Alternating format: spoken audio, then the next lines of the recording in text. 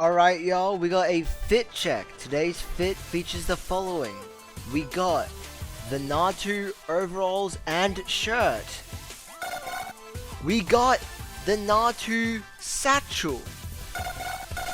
We got the purple pointed loafers.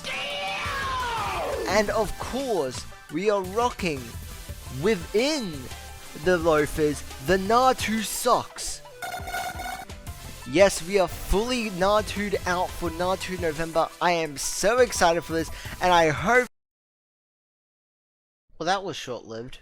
Pokemon Legends ZA introduced some of the best customization to the player character within any mainline Pokemon game. Which makes sense since Pokemon X and Y were the first Pokemon games to introduce player customization, so I'm glad to see the remakes of the X and Y have a wide selection of clothing to choose from. But what I like most about the clothing of Legends ZA are some of the references the clothes are based on, from past Pokemon games to Pokemon that aren't even in the game.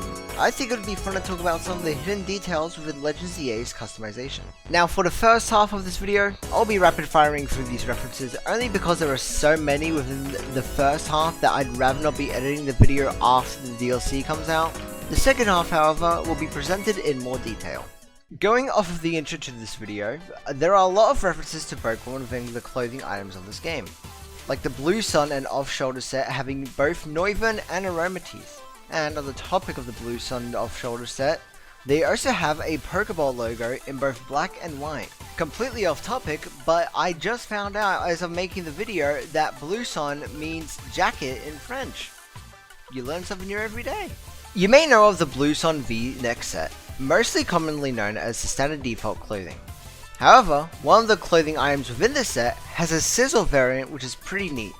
What I realized from watching a Sir Toasty Toast video though, is that the yellow variant of the sizzle outfit actually bears a lot to its shiny in Pokemon Colosseum. The Pokemon print over has a Beware on it, the patterned pullover has the same pattern of a Lowland Muck, the graphic t-shirt has a Yamper, and my personal favourite, the sweater and shirt set has both Solrock and Lunatone on it. The revolving Paisley jumpsuit has Inkay scattered about. Of course, we have the Mystic overalls featuring the Natus, but those are not the only Psychic-type Pokemon referenced in clothing, as you are able to purchase a pattern of the Chino short set that bears a great resemblance to some of Sigilif's features. The botanical track pants show specifically the blue flower fluid amongst all the other flowers. The Poke-Knit beanie is based off of Chespin's head. There are tights based off of the color scheme of Giraffe Rig, if the name wasn't saying it already, as well as Cacturn on the Cactus knee-high socks. The Natu socks, of course, as well as the Natu satchel. The tie-dye satchel has color schemes based on Bruxish, Hawlucha, and Obstagoon. And finally, the big logo knit beanie has a Fortress on it. This game really likes to show off Pokemon that aren't actually in the game. Well, that is a lot of clothes featuring Pokemon, or references to the Pokemon. But what about possible clothing items referencing other things, like past games? Well, let me ask you a question. Do you notice how the video hasn't ended yet? Starting off within the graphic t-shirt set, the Full Metal Cop just has the word metal on it. However, its style reminds me a bit of Sword and Shield, as well as the colouring behind the red and blue, similar to Sword and Shield's cover art. That, or someone just really likes metal. Also in the same t-shirt set, the F-00 set is a reference to the Pokestar Studios from Pokemon Black 2 and White 2, as it was a part of the Everlasting Memory series and even has its own unique typing, that being Steel Normal. This is an actual Pokemon. Of course, we have the pre-order bonus clothing you get when you pre-order the DLC. Both being a reference to Pokemon X and Y, with its colouring, as well as the visors just having the letters straight up on there. Now this one is very interesting. The Densoku round satchel may just look like it has a Boltund on it, but this isn't the first time we've seen this Boltund logo before. Heck, it isn't even the first time we've heard of this so-called Densoku before, as they were actually originally from Pokemon Sword and Shield, showing up as one of the sponsors in the Pokejobs feature.